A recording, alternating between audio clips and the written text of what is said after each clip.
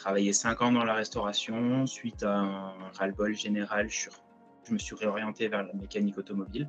Donc avec un CAP en 1 an, ensuite avec 2 ans de bac professionnel, 2 ans de BTS. Et c'est en BTS que j'ai des professeurs qui m'ont poussé sur la licence. Et donc j'ai fait la licence professionnelle que j'ai terminée en septembre l'année dernière.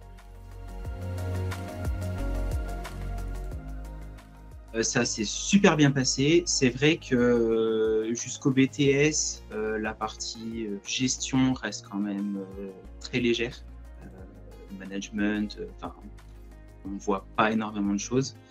Par contre, toute la partie licence sur la gestion du matériel, la gestion législative, la gestion du personnel, la gestion humaine, c'est vrai qu'elle apporte un immense bagage à ce niveau-là.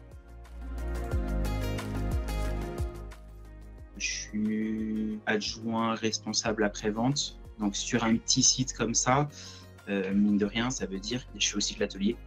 Je suis aussi productif à l'atelier. Donc je fais un peu de tout en fait. Concrètement, je suis un couteau suisse.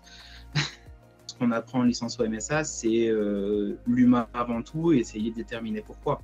La licence au MSA donne quand même un certain nombre de clés, un certain nombre de méthodes pour réussir à déterminer et améliorer les choses. Si l'objectif est d'avoir un poste à responsabilité dans le service de l'automobile, absolument. Absolument. Elle apporte énormément de bagages et on se sent un petit peu moins démuni quand même quand on arrive à ce type de poste avec une licence au MSA qui apporte beaucoup à la fois sur le droit, la législation. Il y a beaucoup de choses qu'on ignore et qu'à l'heure actuelle, même les grands responsables et qui ont l'habitude depuis longtemps ignorent, à la fois sur le côté humain, sur la partie gestion, etc. Non, elle apporte énormément de choses et si vous visez un poste à responsabilité dans le secteur de l'automobile, oui, je la recommande à 100%.